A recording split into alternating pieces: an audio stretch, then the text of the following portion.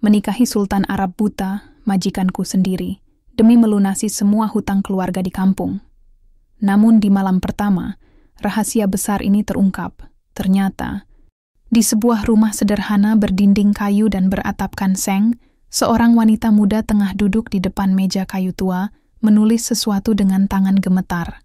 Namanya Wati, seorang gadis berusia 27 tahun dengan rambut hitam panjang yang selalu diikat rapi di belakang. Matanya yang coklat hangat penuh dengan tatapan lelah namun tegar. Di bawah sinar matahari yang masuk melalui celah-celah dinding, ia tampak seperti wanita biasa, sederhana, namun memiliki semangat yang tak pernah padam. Wati menarik napas dalam-dalam sebelum melanjutkan suratnya. Bu, aku akan pergi bekerja ke Arab Saudi. Mungkin ini bukan pilihan yang mudah, tapi aku harus melakukannya demi keluarga kita. Aku ingin melihat ibu tersenyum lagi. Aku ingin adik-adik bisa sekolah tanpa harus khawatir soal uang. Dan aku juga ingin membangun rumah kecil yang layak untuk kita tinggali bersama. Maafkan aku karena harus meninggalkan ibu untuk sementara waktu, tapi aku janji akan pulang membawa kabar baik. Air mata jatuh di atas kertas yang sudah mulai lusuh itu, membuat beberapa kata menjadi sedikit kabur. Wati buru-buru mengusap matanya dengan ujung lengan bajunya. Ia tidak mau tulisan itu rusak sepenuhnya. Surat ini adalah satu-satunya cara ia bisa mengungkapkan isi hatinya kepada ibunya, seorang wanita parubaya bernama Bu Rini, yang telah banyak berjuang sejak suaminya, ayah Wati, meninggal dunia akibat serangan jantung 2 tahun lalu. Setelah selesai menulis, Wati melipat surat itu dengan hati-hati dan menyimpannya di dalam kotak kayu kecil di sudut kamarnya. Ia kemudian bangkit dari kursinya dan melangkah keluar rumah menuju sawah kecil milik tetangga yang mereka kerjakan bersama. Hari ini, seperti biasa, ia akan membantu memanen padi untuk mendapatkan upah tambahan. Meski tubuhnya kecil dan kurus, Wati selalu bekerja keras tanpa mengeluh. Sore harinya, setelah seharian bekerja di sawah, Wati pulang ke rumah dengan wajah yang kotor oleh lumpur dan keringat. Di dapur, Bu Rini sedang memasak sayur bening dengan sedikit tempe sebagai lauk. Adik-adik Wati, Rani, 15 tahun, dan Dodi, 10 tahun, duduk di lantai bambu, menunggu makan malam. "Kak, aku lapar," kata Dodi pelan, matanya memandang mangkuk kosong di depannya. Wati tersenyum meski hatinya terasa sesak. "Sebentar lagi ya, ibu sedang memasak." Bu Rini menoleh dari tungku api, matanya memerah karena asap. "Wati, kau yakin ingin pergi? Bagaimana kalau nanti ada apa-apa di sana?" Wati menghampiri ibunya dan berlutut di sampingnya. "Bu, aku tidak punya pilihan lain. Hidup kita sudah terlalu sulit. Aku harus mencoba peruntungan di luar sana. Aku janji akan mengirim uang setiap bulan untuk ibu dan adik-adik." Bu Rini hanya bisa mengangguk pelan, air mata mulai menggenang di matanya. Ia tahu anaknya benar. Mereka hampir tidak bisa bertahan hidup dengan penghasilan yang pas-pasan. Tapi, bagaimanapun juga, kepergian Wati akan meninggalkan lubang besar di hatinya.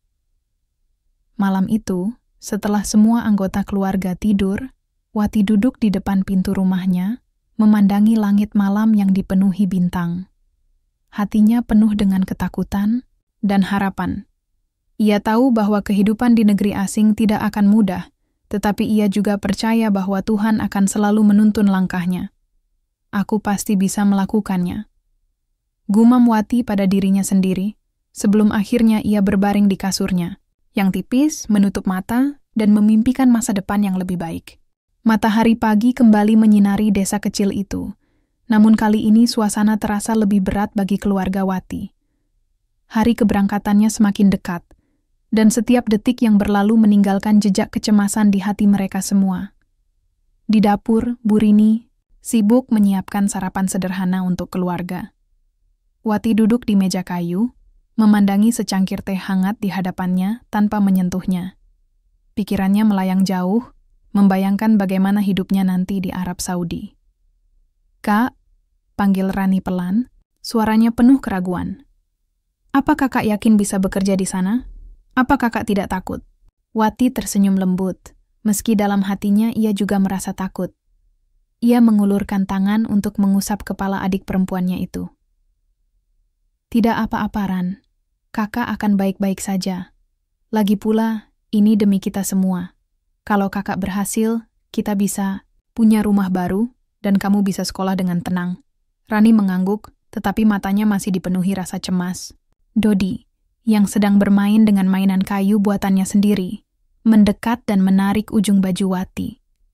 "Kak, aku mau kakak tetap di sini," katanya dengan suara lirih. Wati menunduk, mencoba menahan air mata yang mulai menggenang di matanya. Ia tahu bahwa kepergiannya akan meninggalkan luka mendalam pada keluarganya, terutama pada ibunya yang sudah tua, dan dua adiknya yang masih butuh kasih sayang seorang kakak.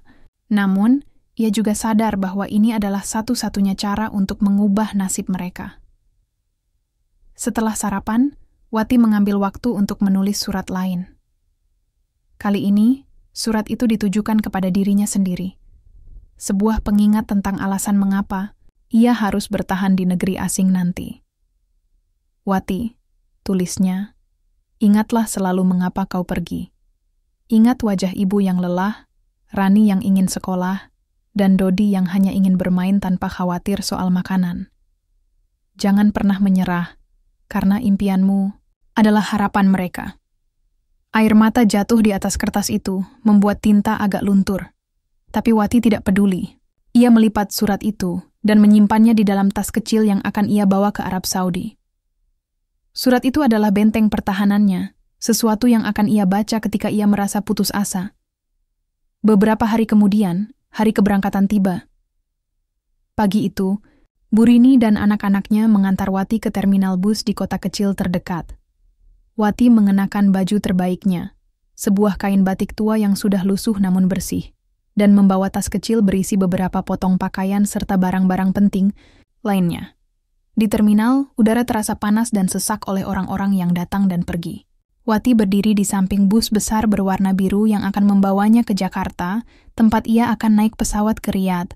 Bu Rini memeluknya erat, air mata mengalir deras di pipinya. "Jaga dirimu baik-baik, nak," kata Bu Rini, suaranya bergetar. "Jangan lupa makan, jangan lupa salat. Dan ingat selalu bahwa kami menunggumu di sini." Wati memeluk ibunya balik, mencoba menahan tangisnya. "Iya, Bu. Aku janji akan baik-baik saja. Doakan aku ya, Bu." Rani dan Dodi juga memeluknya, wajah mereka penuh dengan kesedihan. Wati mencium kening mereka satu persatu, berharap bahwa ini bukan perpisahan selamanya, melainkan awal dari perjalanan menuju kebahagiaan. Bus mulai bergerak, meninggalkan Bu, Rini dan dua anaknya yang masih berdiri di tepi jalan. Wati duduk di kursi dekat jendela, memandang keluar sambil melambaikan tangan. Matanya berkaca-kaca, tetapi ia mencoba tersenyum. Di dalam hatinya, ia berdoa agar segala usahanya tidak sia-sia. Selama perjalanan ke Jakarta, Wati memandangi pemandangan di luar jendela. Lahan sawah yang hijau, gunungan yang menjulang tinggi, hingga perkampungan kecil yang dilalui bus. Setiap detik yang berlalu membuatnya semakin jauh dari rumah, tetapi juga semakin dekat dengan harapan. Di malam harinya, saat bus berhenti di sebuah rest area, Wati mengeluarkan surat yang ia tulis untuk dirinya sendiri. Ia membacanya berulang-ulang, memastikan bahwa kata-kata itu melekat kuat di benaknya. "Ini bukan tentang aku, ini tentang keluargaku. Aku harus kuat." Dengan tekad yang semakin bulat, Wati menyimpan kembali surat itu dan menatap langit malam yang dipenuhi bintang. Ia membayangkan masa depannya, mungkin sulit, mungkin penuh tantangan, tapi ia percaya bahwa ada cahaya di ujung jalan itu. Pesawat yang membawa Wati mendarat dengan mulus di Bandara Internasional King Khalid, Riyadh. Udara panas dan kering menyambutnya begitu ia melangkah keluar dari terminal kedatangan. Di luar, seorang pria paruh baya berpakaian rapi dengan peci, putih dan jubah tradisional Arab berdiri memegang papan bertuliskan nama agen tenaga kerja tempat Wati terdaftar. Pria itu adalah sopir yang diutus untuk menjemput Wati. "Kamu Wati?" tanya pria itu dalam bahasa Arab campur Indonesia yang terbata-bata. Wati mengangguk pelan, meski hatinya dipenuhi kecemasan. Ia belum pernah meninggalkan desanya, apalagi bekerja di negara asing seperti ini. Namun, ia mencoba menunjukkan wajah tegar. "Iya, saya Wati." Pria itu mengangguk dan mengisyaratkan Wati untuk mengikutinya. Di luar bandara, sebuah mobil hitam besar sudah menunggu. Wati duduk di kursi belakang, memandangi jalanan Riyadh yang luas dan modern, sangat berbeda dari desanya yang sederhana. Gedung-gedung tinggi menjulang, mobil-mobil mewah berlalu lalang, dan orang-orang berjalan dengan langkah cepat. Semuanya terasa begitu asing bagi Wati. Setelah hampir 1 jam perjalanan, mobil berhenti di depan sebuah rumah megah bergaya modern. Bangunan itu tampak seperti istana kecil dengan pagar besi tinggi dan halaman luas yang tertata rapi. Pintu utama dibuka oleh seorang pria paruh baya lainnya, yang ternyata adalah kepala pelayan rumah tersebut. "Inilah rumah Tuan Faruk," kata kepala pelayan itu dalam bahasa Indonesia yang cukup fasih. "Dia majikanmu. Dia buta. Jadi kamu harus sangat berhati-hati dan sabar saat melayaninya." Wati menelan ludah. Majikannya buta? Ia tidak pernah mendengar tentang hal itu sebelumnya. Namun, ia hanya mengangguk, mencoba menunjukkan bahwa ia siap untuk bekerja. Beberapa saat kemudian, Wati dipanggil untuk bertemu langsung dengan Tuan Faruk. Ia dibawa ke ruang tamu yang luas, dengan sofa kulit mahal dan lampu kristal yang berkilauan. Di tengah ruangan, seorang pria muda duduk di kursi roda dengan mata tertutup kacamata hitam tebal. Tubuhnya tinggi dan tegap, meski ia tampak rapuh karena kondisinya. Rambutnya hitam legam dan wajahnya tampan, namun ekspresinya dingin dan tanpa emosi. "Inilah Wati, Tuan," kata kepala pelayan dengan hormat. Faruk mengangguk pelan, tangannya meraba-raba, udara di depannya seolah mencari sesuatu. Suaranya datar ketika ia berbicara. "Nama saya Faruk. Kamu akan bekerja di sini sebagai pembantu rumah tangga. Saya harap kamu bisa bekerja dengan baik." Wati menunduk hormat, meski hatinya dipenuhi rasa iba. Ia tidak tahu apa yang harus dilakukan selain mengangguk. "Ya, Tuan, saya akan bekerja dengan baik." Faruk tidak merespons lebih lanjut. Ia hanya mengangguk sekali lagi sebelum meminta kepala pelayan membawa Wati ke kamarnya. Sepanjang perjalanan menuju kamar, Wati terus memikirkan majikannya yang buta itu. Ada sesuatu yang aneh dalam sikap Faruk. Ia tampak terlalu tenang dan terlalu percaya diri untuk seseorang yang benar-benar buta. Namun, Wati mencoba mengabaikan pikiran itu. Mungkin ia hanya terlalu lelah setelah perjalanan panjang. Di kamarnya, yang sederhana namun nyaman, Wati duduk di tepi kasur, memandangi tas kecilnya yang berisi barang-barang penting. Ia mengeluarkan surat yang ia tulis untuk dirinya sendiri dan membacanya sekali lagi. "Ingatlah selalu mengapa kau pergi," katanya dalam hati, mencoba menenangkan diri. "Ini demi keluargamu." Hari-hari pertama Wati di rumah Faruk berjalan dengan lancar. Ia membersihkan rumah, memasak makanan, dan membantu Faruk dengan kebutuhan sehari-harinya. Meski Faruk tampak dingin dan jarang berbicara, ia tidak pernah marah atau memberikan tugas yang terlalu sulit. Namun, ada satu hal yang membuat Wati penasaran. Faruk seringkali terlihat seperti sedang mendengarkan sesuatu dengan sangat teliti. Kadang-kadang, ia akan memiringkan kepalanya sedikit, seolah-olah sedang memperhatikan suara-suara di sekitarnya. Suatu sore, ketika Wati sedang menyapu halaman belakang, ia melihat Faruk duduk di kursi roda di balkon atas, wajahnya menghadap ke arah matahari yang mulai tenggelam. Ia tampak begitu tenang, seolah-olah tidak ada yang salah dengan dunia ini. Wati tidak bisa menahan diri untuk tidak memperhatikannya dari kejauhan. Kenapa dia begitu tenang padahal dia buta? Gumam Wati pada dirinya sendiri. Mungkin dia sudah terbiasa hidup seperti ini. Namun, di balik ketenangannya, ada sesuatu yang membuat Wati merasa tidak yakin. Faruk terlalu sempurna dalam bersikap buta. Tidak pernah tersandung, tidak pernah salah arah, dan selalu tahu di mana segala sesuatunya berada. Apakah mungkin ada sesuatu yang ia sembunyikan? Hari-hari di rumah Faruk berjalan dengan rutinitas yang sama. Wati sudah mulai terbiasa dengan pekerjaannya, membersihkan rumah, memasak makanan, dan membantu Faruk dengan kebutuhan sehari-harinya. Meski Faruk jarang berbicara panjang lebar, ia selalu memberikan instruksi dengan jelas dan sopan. Namun, ada satu hal yang membuat Wati semakin penasaran. Faruk seringkali tampak seperti sedang mendengarkan sesuatu dengan sangat teliti, meski ia mengaku buta. Suatu sore, setelah selesai membersihkan ruang tamu, Wati menemukan sesuatu yang tidak biasa di atas meja kaca besar di samping sofa. Sebuah dompet kulit mewah berwarna hitam tertinggal di sana. Dompet itu terlihat sangat mahal, dengan logo merek terkenal terpampang jelas di bagian depannya.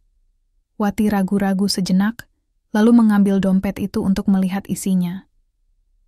Di dalam dompet, ia menemukan beberapa kartu kredit dengan nama Faruk Al-Saud, uang tunai dalam jumlah besar, baik mata uang Arab Saudi maupun dolar Amerika, serta beberapa dokumen penting. Mata Wati melebar ketika melihat jumlah uang yang ada di dalamnya. Uang itu lebih dari cukup untuk membayar semua utang keluarganya di Indonesia dan membangun rumah impian mereka. Namun, meski godaan itu begitu besar, hati nurani Wati segera berbicara.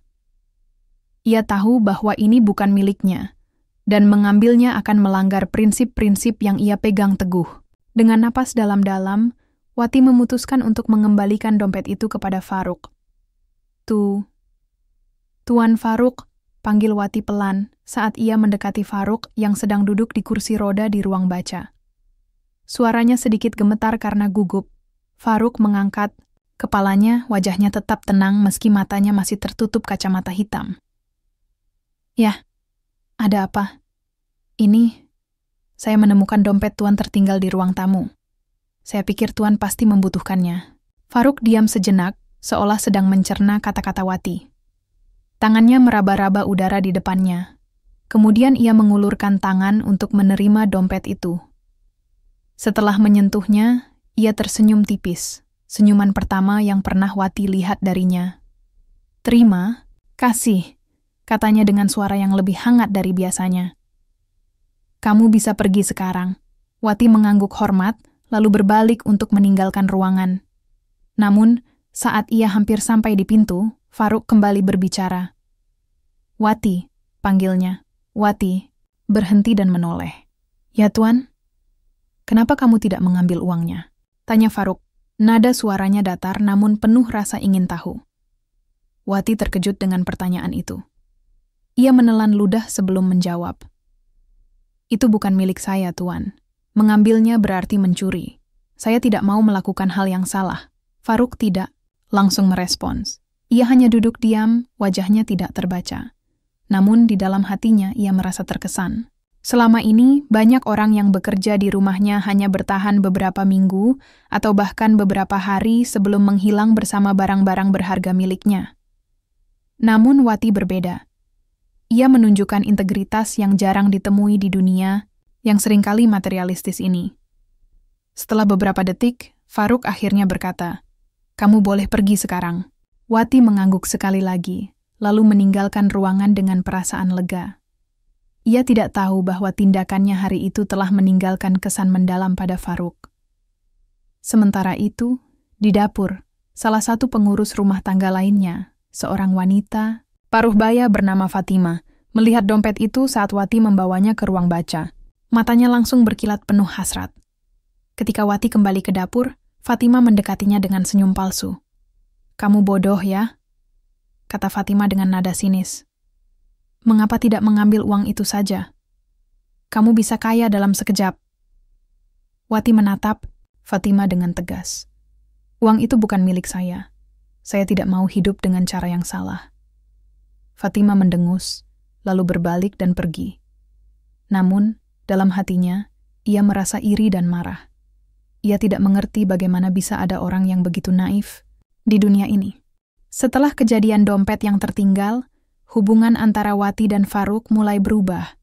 Meski sikap Faruk masih terlihat dingin di permukaan, ada sesuatu yang berbeda dalam cara ia memperlakukan Wati. Ia mulai lebih sering berbicara dengannya, meskipun tetap dengan nada datar dan formal. Namun, bagi Wati, perubahan ini cukup signifikan. Faruk jarang berinteraksi dengan para pekerja rumah tangga lainnya, apalagi membuka percakapan. Suatu pagi, saat Wati sedang menyapu halaman depan, Faruk muncul di balkon, atas dengan kursi rodanya. Ia tampak seperti biasa, menghadap ke arah matahari yang baru saja naik. Wati ragu-ragu sejenak, lalu melanjutkan pekerjaannya tanpa mengatakan apapun. Namun, beberapa saat kemudian, suara Faruk memecah kesunyian. "Wati," panggilnya dengan suara yang lebih lembut dari biasanya. Wati menoleh, agak terkejut mendengar namanya dipanggil. "Ya, Tuan? Apakah kamu sudah sarapan?" tanyanya. Wati mengangguk, meski ia tahu Faruk tidak bisa melihatnya. "Sudah, Tuan. Terima kasih." Faruk diam sejenak, lalu berkata, "Kalau begitu, bisakah kamu membuatkan teh untukku? Aku ingin mencoba teh." "Buatanmu." Wati tersenyum tipis, merasa sedikit tersanjung oleh permintaan itu. "Tentu, Tuan. Saya akan segera membuatkan teh untuk Anda." Di dapur, Wati bekerja dengan hati-hati, memilih daun teh terbaik yang tersedia di lemari. Ia menambahkan sedikit kayu manis dan madu, seperti yang sering dilakukan ibunya ketika membuat teh khas Jawa Barat. Ketika teh sudah siap, ia membawanya ke ruang tamu tempat Faruk duduk. "Tehnya sudah siap, Tuan," kata Wati sambil meletakkan cangkir di atas meja kecil di samping kursi roda Faruk. Faruk meraih cangkir itu dengan tangan yang stabil, seolah-olah ia tahu persis di mana letaknya. Ia menyesap teh itu pelan-pelan, lalu tersenyum tipis. "Ini enak sekali. Kamu tahu cara membuat teh yang baik." Wati merasa wajahnya memanas karena pujian itu. "Terima kasih, Tuan. Ini resep keluarga saya." Faruk mengangguk, meski ekspresinya tetap datar. "Kamu berasal dari Indonesia, kan? Apa keluarga di sana baik-baik saja?" Pertanyaan itu membuat Wati sedikit terkejut. Selama ini, Faruk tidak pernah menunjukkan minat pada kehidupan pribadinya. Ia mengangguk pelan. "Ya, Tuan. Mereka baik-baik saja, meski hidup mereka tidak mudah. Saya bekerja di sini demi membantu mereka." Faruk diam sejenak, seolah sedang memikirkan sesuatu. "Keluarga adalah segalanya," katanya pelan. "Aku juga pernah memiliki keluarga yang utuh, tapi sekarang aku hanya sendiri." Ada nada kesedihan dalam suaranya yang membuat Wati merasa iba. Ia tidak tahu cerita di balik kata-kata itu, tapi ia bisa merasakan bahwa Faruk mungkin menyimpan rasa sakit yang mendalam. "Anda tidak sendiri, Tuan," kata Wati dengan lembut. "Anda masih punya banyak orang yang peduli pada Anda." Faruk tidak langsung menjawab. Ia hanya duduk diam, menatap ke arah jendela meski matanya tertutup kacamata hitam. Namun, dalam hatinya, ia merasa bahwa Wati adalah orang pertama yang benar-benar peduli padanya selama bertahun-tahun. Beberapa hari kemudian, Faruk mulai lebih sering meminta Wati untuk menemaninya. Kadang-kadang, ia meminta Wati membacakan buku atau artikel berita dalam bahasa Arab yang sederhana. Wati tidak terlalu lancar berbahasa Arab, tapi ia belajar dengan cepat karena ingin membantu Faruk. Di sisi lain, Faruk tampak semakin nyaman berada di dekat Wati. Ia seringkali tersenyum tipis, sesuatu yang jarang terlihat sebelumnya. Namun, tidak semua orang senang dengan kedekatan mereka. Fatima, pengurus rumah tangga yang sebelumnya mencoba mempengaruhi Wati untuk mengambil uang dari dompet Faruk, mulai merasa cemburu. Ia tidak mengerti mengapa Faruk memberikan perlakuan istimewa kepada Wati, sementara para pekerja lainnya hampir tidak pernah diajak bicara. "Kenapa Tuan Faruk begitu baik padamu?" tanya Fatima suatu hari ketika Wati sedang membersihkan dapur. Nadanya terdengar sinis dan penuh iri. Wati menoleh, tetapi ekspresinya tetap tenang. "Saya hanya melakukan pekerjaan saya, Kak Fatima. Tidak lebih." Fatima mendengus. "Jangan sok polos. Kamu pasti melakukan sesuatu agar dia memperhatikanmu." Wati menggeleng pelan. "Saya hanya berusaha jujur dan bekerja dengan baik. Itu saja." Fatima tidak menjawab, tapi tatapannya penuh dengan kebencian. Ia memutuskan untuk mencari cara agar bisa menjatuhkan Wati di mata Faruk. Di tengah semua itu, Wati merasa ada sesuatu yang aneh tentang Faruk. Meski ia mengaku buta, kadang-kadang ia melakukan hal-hal yang membuat Wati curiga. Misalnya, ketika ia menyerahkan gelas teh kepada Faruk, pria itu selalu tahu persis di mana letaknya tanpa harus meraba-raba. Atau ketika mereka berjalan di koridor, Faruk selalu bisa menghindari hambatan tanpa kesulitan. Suatu malam, Setelah semua pekerjaan selesai, Wati duduk di tepi kasurnya, memikirkan semua kejanggalan itu. Ia mengeluarkan surat yang ia tulis untuk dirinya sendiri dan membacanya sekali lagi. "Ingatlah selalu mengapa kau pergi," gumamnya pelan. "Ini demi keluargamu." Namun, di dalam hatinya ada satu pertanyaan yang mulai mengganggu. Apakah Faruk benar-benar buta? Hubungan antara Wati dan Faruk semakin dekat, meskipun keduanya masih menjaga jarak. Wati merasa nyaman berbicara dengan Faruk, terutama ketika pria itu mulai menunjukkan sisi lain dari dirinya, lebih hangat, lebih manusiawi, dan bahkan kadang-kadang sedikit humoris. Namun di balik semua itu, ada satu hal yang terus mengganggu pikiran Wati. Kecurigaannya tentang kondisi Faruk. Suatu sore, ketika Wati sedang membacakan artikel berita dalam bahasa Arab kepada Faruk, ia melihat sesuatu yang membuatnya semakin yakin bahwa ada sesuatu yang tidak beres. Ketika ia salah ucap sebuah kata, Faruk langsung memperbaikinya tanpa ragu-ragu. Kata itu bukan Masya Allah, tapi Subhanallah, katanya dengan nada tegas. Wati terkejut. Bagaimana mungkin seorang yang buta bisa mendengar kesalahan seperti itu?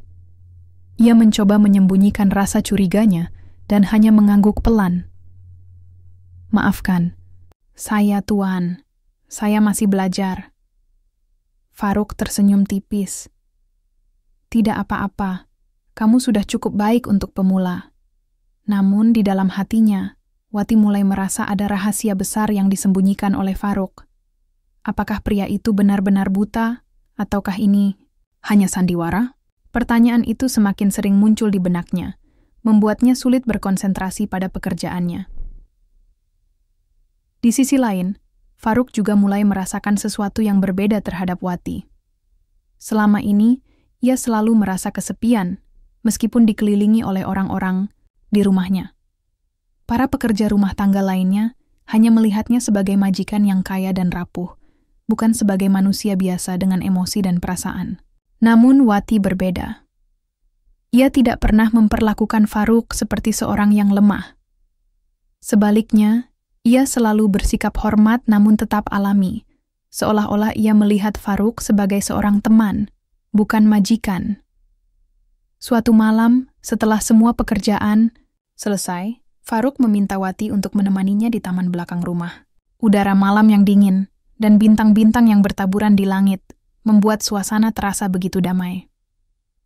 Faruk duduk di kursi rodanya, sementara Wati berdiri di sampingnya, memandangi langit. "Apakah kamu pernah melihat langit seperti ini di Indonesia?" tanya Faruk pelan. Wati menggeleng. "Tidak, Tuan. Di desa saya, langit malam sering tertutup awan atau polusi. Tapi, saya suka melihat bintang-bintang ketika masih kecil." Faruk tersenyum tipis. "Bintang-bintang selalu membuatku merasa tenang, seperti mereka adalah teman-teman yang selalu ada, meskipun aku tidak bisa melihatnya." Kata-kata itu membuat Wati terdiam sejenak. Ia ingin bertanya apakah Faruk benar-benar tidak bisa melihat bintang-bintang itu, tapi ia menahan diri. Alih-alih, ia hanya berkata, "Mungkin suatu hari nanti Anda bisa melihatnya lagi, Tuan." Faruk diam sejenak, lalu tertawa pelan. "Kamu sangat optimis, Wati. Aku suka itu." Wati merasa wajahnya memanas karena pujian itu. Ia mencoba mengalihkan pembicaraan. "Kenapa Tuan jarang keluar rumah? Bukankah Anda bisa pergi kemana saja?" Faruk menghela napas panjang. "Aku tidak suka keramaian. Dan orang-orang seringkali hanya tertarik pada kekayaanku, bukan pada diriku sendiri. Mereka tidak pernah benar-benar peduli padaku." Wati menatap Faruk dengan iba. Ia bisa merasakan kesedihan mendalam dalam suaranya. "Saya tidak seperti itu, Tuan. Saya hanya ingin membantu Anda." Faruk menoleh ke arah suara Wati, meski matanya masih tertutup kacamata hitam. Ada sesuatu dalam tatapannya yang membuat Wati merasa bahwa pria itu sedang mencoba melihat dirinya dengan cara lain. "Terima kasih, Wati. Kamu adalah orang pertama yang benar-benar peduli padaku dalam waktu yang sangat lama." Mendengar kata-kata itu, Wati merasakan sesuatu yang aneh di dadanya. Ia tidak tahu apakah ini perasaan kasihan, persahabatan, atau sesuatu yang lebih dari itu. Namun, satu hal yang pasti, ia mulai merasa bahwa Farouk bukan sekadar majikannya, melainkan seseorang yang memiliki cerita dan perasaan yang sama kompleksnya dengan dirinya sendiri. Namun, hubungan mereka yang semakin dekat mulai menimbulkan masalah. Fatima, yang sejak awal tidak suka pada Wati, mulai menyebarkan gosip kepada para pekerja lainnya. Wati hanya ingin mendekati Tuan Farouk agar bisa mendapatkan uang lebih banyak, katanya dengan nada sinis. Lihat saja bagaimana dia selalu berada di dekatnya. Para pekerja lainnya mulai membicarakan Wati di belakangnya.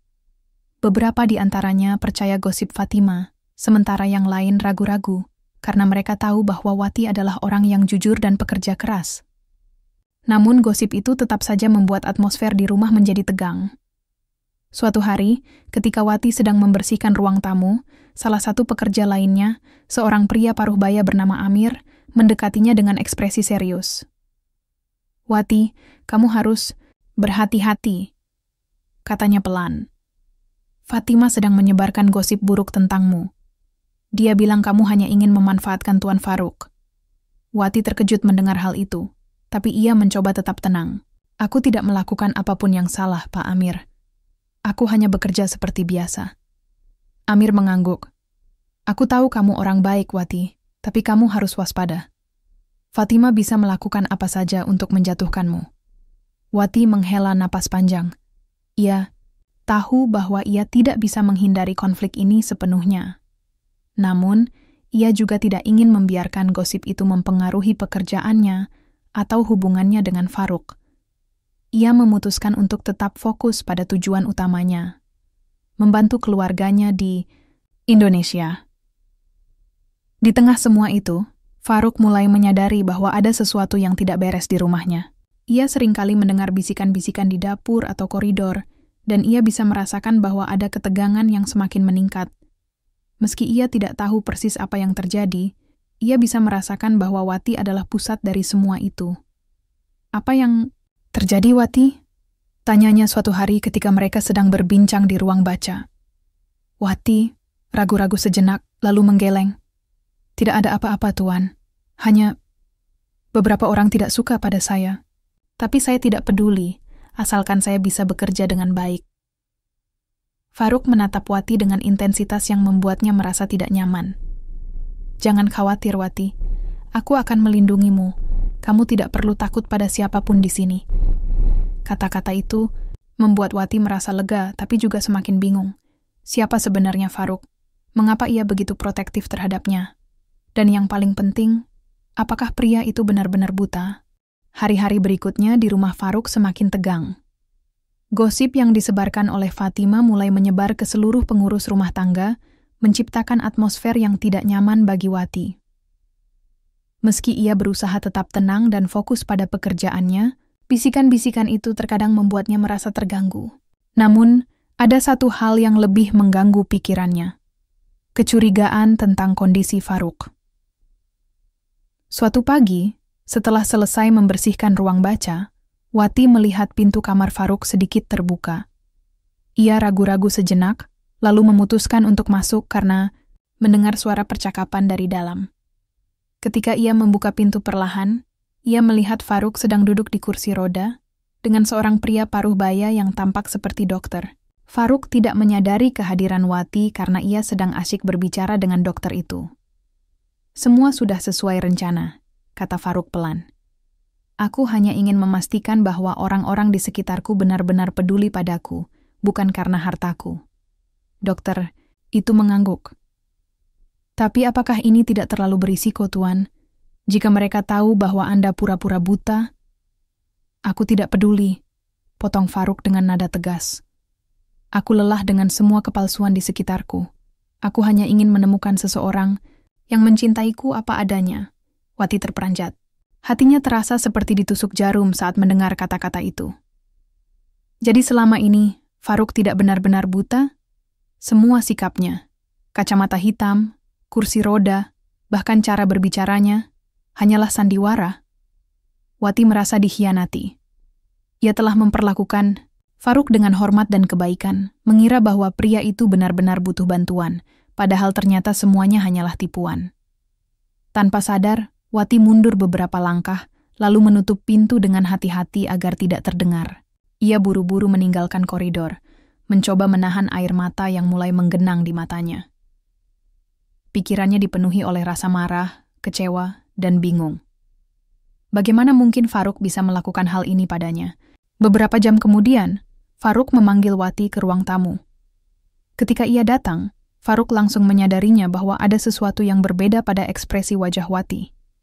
Biasanya, gadis itu tersenyum, atau setidaknya menunjukkan sikap ramah, tapi kali ini ia tampak dingin dan menjaga jarak. "Wati, ada apa?"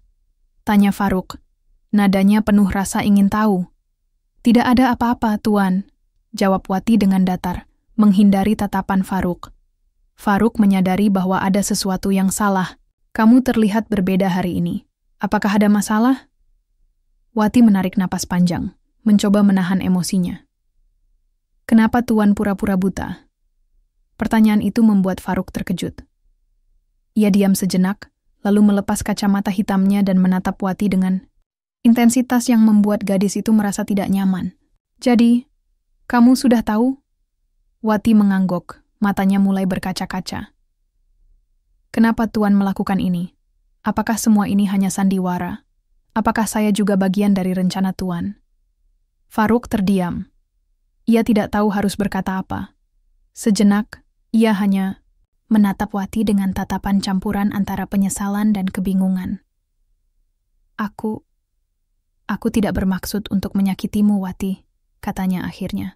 "Aku hanya ingin mengetahui siapa yang benar-benar peduli padaku, bukan karena kekayaanku, tapi karena diriku sendiri." "Itu tidak adil," bentak Wati. Suaranya bergetar karena marah. "Anda memanfaatkan orang lain hanya untuk membuktikan sesuatu yang egois. Apa Anda tahu bagaimana rasanya memperlakukan seseorang dengan hormat, hanya untuk mengetahui bahwa semuanya adalah kebohongan?" Faruk tidak bisa menjawab. Ia hanya menunduk, merasa bersalah atas apa yang telah ia lakukan. "Aku minta, maaf Wati, aku tidak bermaksud untuk menyakitimu. Aku hanya ingin menemukan cinta yang tulus." "Cinta?" Wati tertawa sinis. Bagaimana bisa ada cinta jika semuanya dibangun di atas kebohongan? Setelah mengatakan itu, Wati berbalik dan meninggalkan ruangan tanpa memberi Faruk kesempatan untuk menjelaskan lebih lanjut. Ia kembali ke kamarnya, menutup pintu dengan keras, lalu duduk di tepi kasurnya sambil menangis.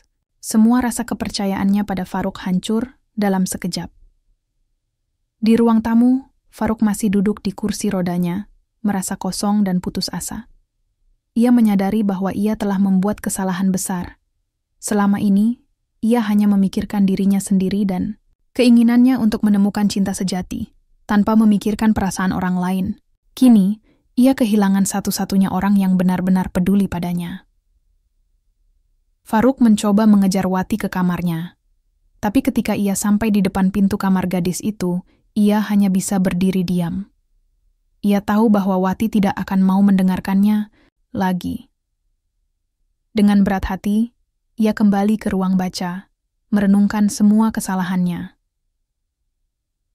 Sementara itu, di dapur, Fatima mendengar kabar bahwa Wati telah mengetahui rahasia Faruk. Ia tersenyum licik, merasa puas, karena akhirnya ada sesuatu yang bisa menjatuhkan gadis itu. "Lihat saja, dia pasti akan keluar dari rumah ini sekarang," gumamnya pada dirinya sendiri. Namun, Fatima tidak menyadari bahwa kebohongan Faruk bukan hanya masalah Wati. Ini adalah masalah yang lebih besar, yang akan mengubah dinamika seluruh rumah tangga. Hari-hari berikutnya di rumah Faruk dipenuhi dengan ketegangan yang semakin memuncak. Wati memutuskan untuk menjaga jarak dari Faruk, meskipun pria itu beberapa kali mencoba mendekatinya untuk menjelaskan diri. Namun, setiap kali Faruk mendekati Wati, gadis itu hanya memberikan jawaban singkat dan dingin, lalu kembali melanjutkan pekerjaannya tanpa menoleh sedikit pun. Suatu pagi, saat Wati sedang membersihkan dapur, Faruk masuk ke ruangan itu dengan kursi rodanya. Ia tampak gelisah, seolah-olah ada sesuatu yang sangat ingin ia sampaikan. "Wati?" panggilnya pelan. Wati tidak menghentikan aktivitasnya. Ia terus menyikat piring dengan gerakan cepat, mencoba mengabaikan suara Faruk. Namun, pria itu tidak menyerah. "Tolong dengarkan aku sebentar," katanya dengan nada memohon. "Apa lagi?" tanya Wati dengan nada datar, masih memunggungi Faruk. "Aku hanya ingin menjelaskan. Aku tidak bermaksud untuk menyakitimu. Aku hanya ingin menemukan seseorang yang benar-benar peduli padaku, bukan karena harta atau statusku." Wati akhirnya berbalik, matanya penuh kemarahan. "Dan Anda pikir cara terbaik untuk melakukannya adalah dengan berbohong? Dengan membuat semua orang percaya bahwa Anda buta? Apakah Anda tahu bagaimana rasanya merasa bodoh dan dikhianati?" Faruk menunduk, merasa bersalah. "Aku tahu aku salah, tapi aku tidak pernah berniat untuk menyakitimu. Aku hanya ingin tahu siapa yang benar-benar mencintaiku. Cinta tidak dibangun di atas kebohongan," bentak Wati. Suaranya bergetar karena emosi. "Bagaimana bisa ada cinta jika semuanya dimulai dengan kepalsuan?" Setelah mengatakan itu, Wati meletakkan sikat piring dengan keras, lalu meninggalkan dapur tanpa memberi Faruk kesempatan untuk menjawab. Pria itu hanya duduk diam di kursi rodanya, merasa kosong dan putus asa. Ia menyadari bahwa ia telah kehilangan satu-satunya orang yang benar-benar peduli padanya. Beberapa hari kemudian, Wati memutuskan untuk mengundurkan diri dari pekerjaannya. Ia tidak bisa melanjutkan hidup di rumah itu, terutama setelah mengetahui kebenaran tentang Faruk.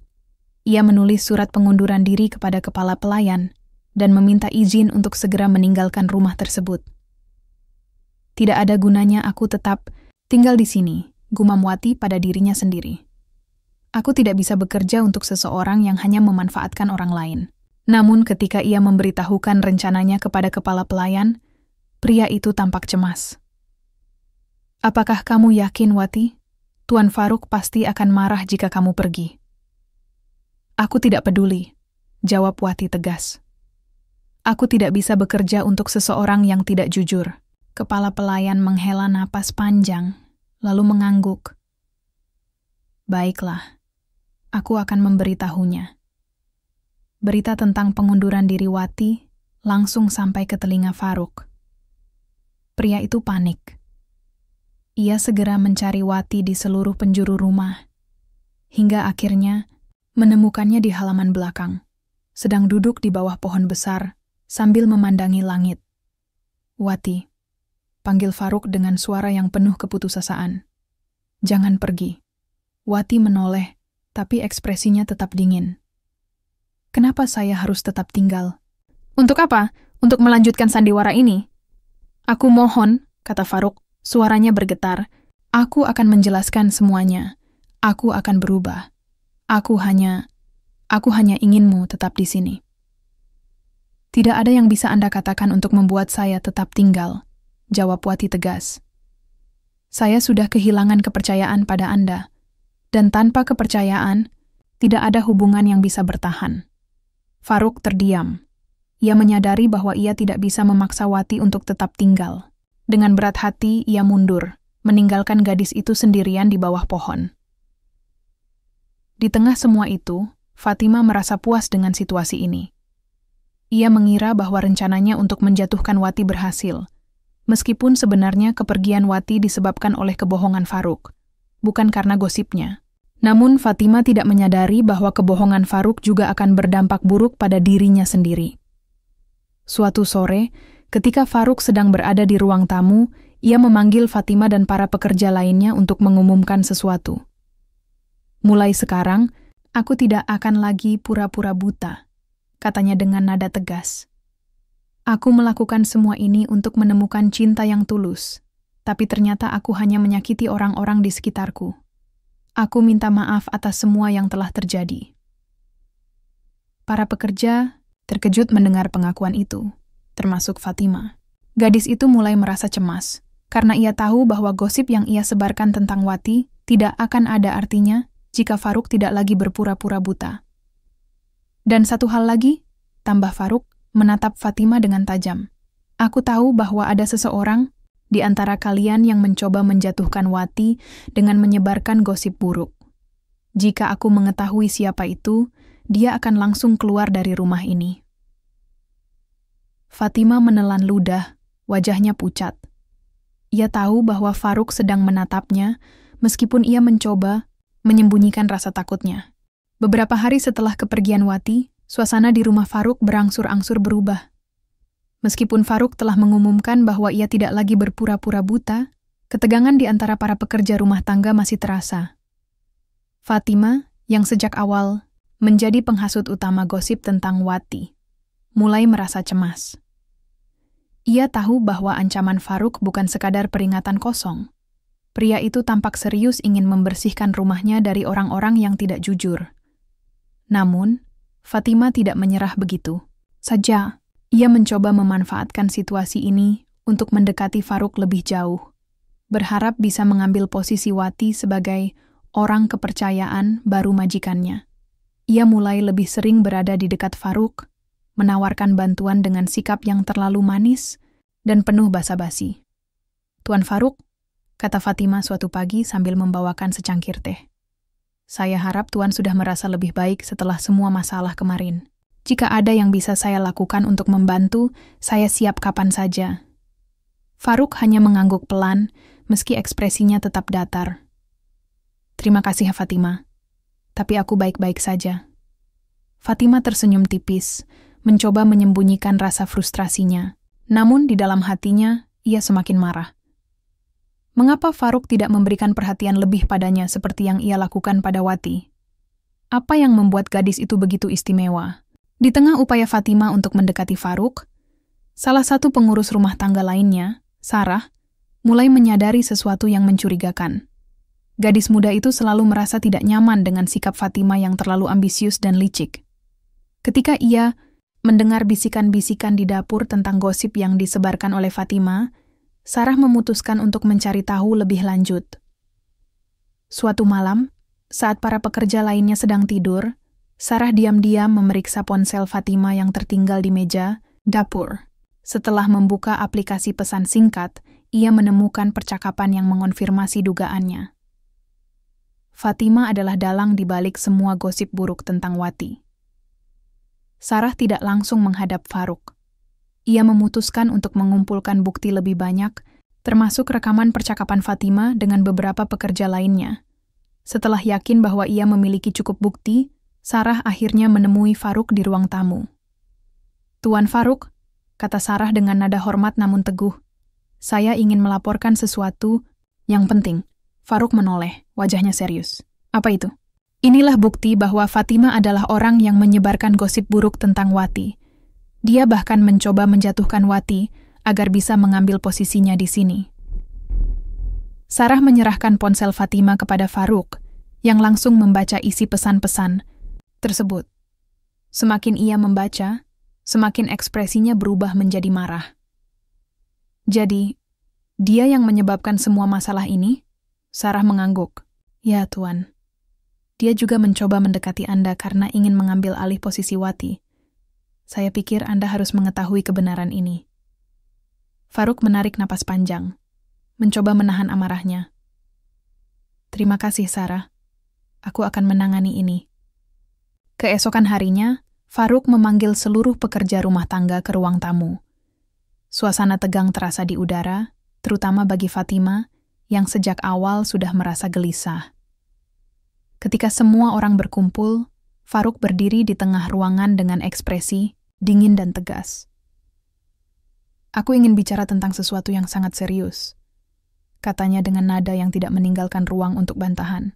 "Aku baru saja mengetahui bahwa ada seseorang di antara kalian yang menyebarkan gosip buruk tentang Wati. Orang itu adalah Fatima."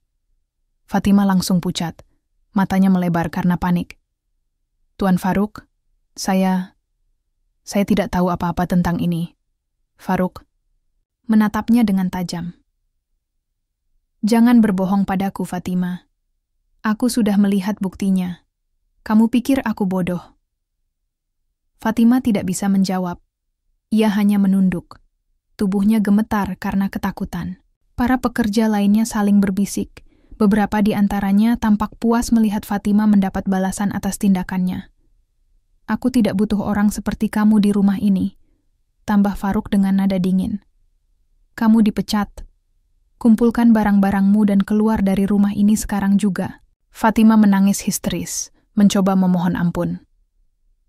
Tuan Faruk, tolong maafkan saya. Saya janji tidak akan mengulanginya. Tidak ada ampun untukmu, jawab Faruk tegas. Kamu telah menyakiti orang yang tidak bersalah. Itu tidak bisa dimaafkan.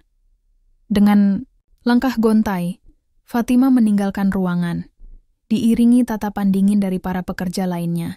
Beberapa di antaranya bahkan tersenyum puas, karena mereka tahu bahwa Fatima memang pantas mendapatkan hukuman itu. Setelah Fatima pergi, suasana di rumah Faruk mulai berangsur-angsur membaik. Para pekerja lainnya merasa lega karena ancaman gosip dan fitnah telah hilang, dan Faruk sendiri merasa lebih tenang. Namun, di balik semua itu, ia masih merasa kosong tanpa kehadiran Wati. Suatu sore, Faruk duduk di balkon atas, memandangi matahari yang mulai tenggelam. Pikirannya dipenuhi oleh kenangan tentang Wati, senyumnya, suaranya, dan cara ia selalu memperlakukan Faruk dengan hormat meskipun ia tahu bahwa pria itu pura-pura buta. Ia menyadari bahwa ia telah kehilangan seseorang yang sangat berharga. Aku harus menemukannya, gumam Faruk pada dirinya sendiri. Aku harus meminta maaf dan menjelaskan semuanya. Hari-hari tanpa Wati terasa begitu hampa bagi Faruk. Rumah megah itu, yang dulunya dipenuhi dengan atmosfer tenang dan hangat karena kehadiran Wati, kini terasa sunyi dan dingin. Para pekerja rumah tangga lainnya tetap menjalankan tugas mereka seperti biasa, namun tidak ada lagi percakapan ringan atau senyum tulus seperti yang sering dilakukan Wati. Semua orang tampak menjaga jarak dari Faruk, mungkin karena takut akan kemarahan atau keputusannya yang tiba-tiba.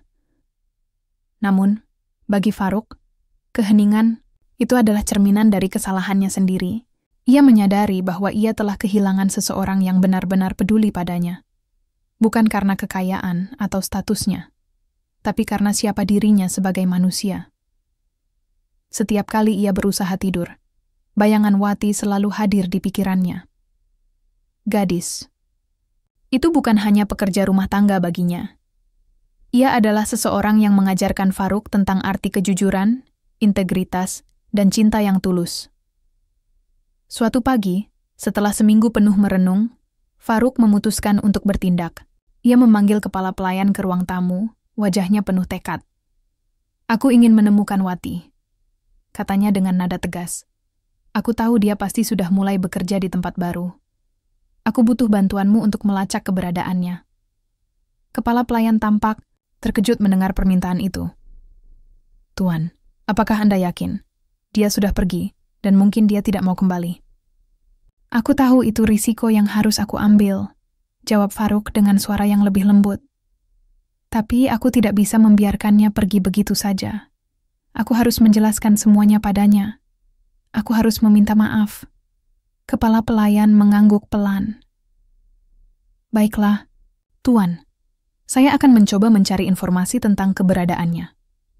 Beberapa hari kemudian, setelah melakukan pencarian intensif, kepala pelayan akhirnya menemukan alamat Wati. Gadis itu ternyata bekerja di rumah seorang keluarga Arab lainnya di pinggiran Riyadh. Meskipun jaraknya cukup jauh, Faruk tidak ragu untuk segera pergi ke sana. Ia bahkan memutuskan untuk pergi sendiri, tanpa pengawalan atau sopir, demi menunjukkan keseriusannya. Setibanya di rumah majikan baru Wati, Faruk mengetuk pintu dengan hati yang berdebar-debar. Beberapa saat kemudian, seorang wanita paruh baya membuka pintu. Ada yang bisa saya bantu? Tanyanya dalam bahasa Arab. Saya mencari Wati, kata Faruk dengan nada hormat. Apakah dia ada di sini? Wanita itu mengernyit sejenak, lalu mengangguk. Sebentar, saya panggilkan dia. Beberapa detik kemudian, Wati muncul di pintu. Matanya melebar karena terkejut ketika melihat Faruk berdiri di sana.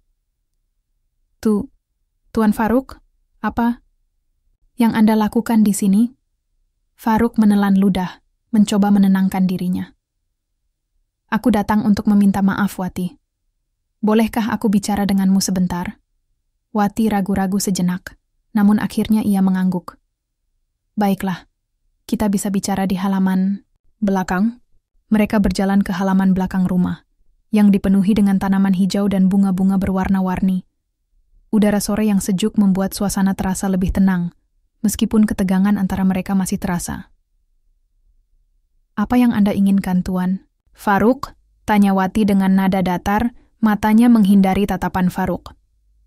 Faruk menghela napas panjang sebelum akhirnya berbicara. "Aku datang untuk meminta maaf atas semua yang telah aku lakukan padamu, Wati. Aku tahu aku telah menyakitimu dengan kebohonganku. Aku tidak bermaksud untuk melukaimu, tapi aku sadar bahwa aku telah melakukannya." Wati diam sejenak, lalu menatap Faruk dengan tatapan tajam. "Kenapa Anda berpura-pura buta? Kenapa Anda tidak bisa jujur sejak awal?" Faruk menunduk, merasa malu atas tindakannya sendiri. Aku hanya ingin menemukan cinta yang tulus. Aku lelah dengan semua kepalsuan di sekitarku. Aku ingin tahu siapa yang benar-benar peduli padaku, bukan karena hartaku atau statusku, tapi karena diriku sendiri. "Tapi apa yang Anda lakukan salah, Tuan Faruk?" balas Wati dengan nada tegas. "Cinta tidak bisa dibangun di atas kebohongan. Bagaimana bisa ada hubungan yang tulus jika semuanya dimulai dengan kepalsuan?" Faruk mengangguk pelan. "Aku tahu aku salah. Aku baru menyadarinya setelah kamu pergi. Tanpamu, aku merasa kosong. Aku menyadari bahwa kamu adalah orang pertama yang benar-benar peduli padaku, apapun kondisiku. Dan aku tidak ingin kehilanganmu." Wati terdiam. Ia tidak menyangka bahwa Faruk akan mengatakan hal seperti itu. Ada bagian dari dirinya yang masih marah, tapi ada juga bagian yang mulai luluh mendengar kesungguhan pria itu. "Kenapa saya harus mempercayaimu lagi?" tanya Wati pelan, suaranya bergetar karena emosi. "Bagaimana saya tahu bahwa ini bukan sandiwara lain?" Faruk menatap Wati dengan mata penuh penyesalan. "Aku tidak bisa memaksa kamu untuk mempercayaiku, Wati. Aku hanya bisa berjanji bahwa aku akan berubah. Aku akan menjadi pria yang lebih baik, yang lebih jujur dan lebih tulus. Aku ingin membuktikan padamu bahwa aku layak untuk diberi kesempatan kedua." Wati menunduk, mencoba menenangkan emosinya. Ia tahu bahwa memaafkan Faruk bukanlah keputusan yang mudah. Namun, ia juga bisa melihat kesungguhan dalam tatapan pria itu. Setelah beberapa saat, ia akhirnya mengangkat wajahnya dan berkata, "Saya butuh waktu untuk memikirkannya, Tuan Faruk. Ini bukan keputusan yang bisa saya buat begitu saja." Faruk mengangguk, wajahnya penuh harap. "Aku mengerti, Wati. Aku tidak akan memaksa kamu. Aku hanya ingin kamu tahu bahwa aku benar-benar menyesal dan aku akan menunggu keputusanmu." Setelah percakapan itu, Faruk meninggalkan rumah Wati dengan perasaan campur aduk. Di satu sisi, ia merasa lega karena akhirnya bisa mengungkapkan perasaannya. Namun di sisi lain, ia tahu bahwa ia harus bersabar menunggu keputusan Wati. Ia tidak bisa memaksa gadis itu untuk langsung memaafkannya. Sementara itu, Wati kembali ke kamarnya, merenungkan semua yang telah terjadi. Ia tahu bahwa Faruk telah berubah, tapi ia juga tahu bahwa mempercayainya kembali tidak akan mudah. Namun, ada satu hal yang tidak bisa ia pungkiri. Meski ia marah dan kecewa, ia masih merasakan sesuatu untuk Faruk. Sesuatu yang sulit untuk dijelaskan, tapi nyata. "Apakah aku bisa memberinya kesempatan kedua?" gumam Wati pada dirinya sendiri, sambil memandangi langit yang mulai gelap. "Ataukah aku harus melanjutkan hidup tanpa melihat ke belakang?" Hari-hari berikutnya terasa seperti perjalanan panjang bagi Wati. Setiap malam, ia duduk di tepi kasurnya yang sederhana, memandangi surat-surat yang pernah ia tulis untuk dirinya sendiri. Surat yang menjadi pengingat tentang alasan mengapa ia meninggalkan desanya dan datang ke Arab Saudi. Namun kali ini, kata-kata dalam surat itu tidak lagi cukup untuk memberikan jawaban atas dilemanya. "Apa aku harus kembali?" gumam Wati pelan, suaranya hampir tak terdengar di tengah kesunyian malam. "Ataukah aku harus melanjutkan hidup tanpa melihat ke belakang?" Di satu sisi, Wati masih merasa marah dan kecewa dengan Faruk. Kebohongan pria itu telah menyakitinya lebih dari yang ia bayangkan. Ia telah memperlakukan Faruk dengan hormat, bahkan menunjukkan integritas ketika menemukan dompet mewah miliknya. Namun, semua itu ternyata hanya bagian dari sandiwara besar yang dimainkan oleh Farouk. Namun di sisi lain, Wati juga bisa merasakan kesungguhan dalam permintaan maaf Farouk. Pria itu telah datang jauh-jauh ke tempatnya bekerja hanya untuk menjelaskan semuanya. Ia bahkan bersedia menunggu keputusan Wati tanpa paksaan atau tekanan. Ada sesuatu dalam tatapan mata Farouk yang membuat Wati merasa bahwa pria itu benar-benar menyesal. Suatu pagi, saat Wati sedang membersihkan halaman belakang rumah, majikan barunya, seorang rekan kerja mendekatinya. Gadis itu bernama Aisyah, seorang TKLW asal Indonesia yang sudah bekerja di Riyadh selama beberapa tahun. Aisyah sering berbicara dengan Wati, dan ia tahu tentang apa yang terjadi antara Wati dan Farouk. "Wati," panggil Aisyah pelan. "Aku tahu kamu sedang bingung soal Tuan Farouk. Apa kamu sudah memutuskan?" Wati menggeleng pelan. "Aku belum tahu, Kak Aisyah. Aku masih marah padanya, tapi ada bagian dari diriku yang mulai luluh." Aisyah tersenyum tipis. "Kalau aku boleh berkomentar, Wati, setiap orang pasti punya masa lalu yang kelam. Yang penting adalah apakah dia mau berubah atau tidak. Kalau Tuan Farouk sudah menunjukkan kesungguhan, kenapa tidak memberinya kesempatan kedua?" Wati menunduk, mencoba mencerna kata-kata Aisyah. Tapi bagaimana jika dia hanya berpura-pura? Bagaimana jika dia melukai aku lagi? Kamu tidak akan pernah tahu jika tidak mencoba, balas Aisyah bijak. Hidup ini terlalu pendek untuk disia-siakan dengan rasa takut. Kalau kamu merasa dia layak, berikan dia kesempatan. Dan kalau dia melukaimu lagi, kamu bisa pergi tanpa penyesalan karena kamu sudah mencoba. Kata-kata itu membuat Wati termenung. Ia sadar bahwa Aisyah benar. Jika ia terus hidup dalam ketakutan dan kemarahan, ia mungkin akan kehilangan kesempatan untuk menemukan cinta yang tulus. Meski risiko itu ada, ia tahu bahwa kadang-kadang langkah besar dalam hidup membutuhkan keberanian. Beberapa hari kemudian, Wati akhirnya memutuskan untuk memberi Farouk kesempatan kedua. Ia meminta izin kepada majikan barunya untuk mengundurkan diri dengan alasan ingin kembali ke pekerjaan sebelumnya. Majikan barunya, meskipun sedikit kecewa, mengizinkannya pergi dengan hormat. Setibanya di rumah Farouk, suasana terasa berbeda. Para pekerja rumah tangga menyambutnya dengan senyum ramah, seolah-olah mereka tahu bahwa kehadiran Wati akan membawa kembali kehangatan yang hilang.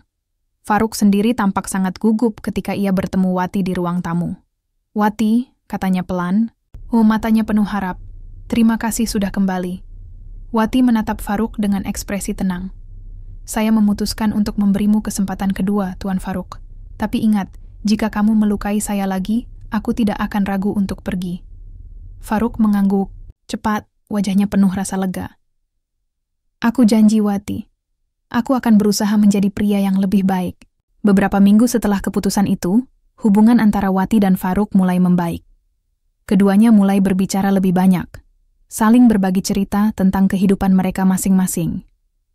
Farouk juga mulai menunjukkan perubahan yang nyata. Ia tidak lagi bersikap angkuh atau dingin seperti sebelumnya.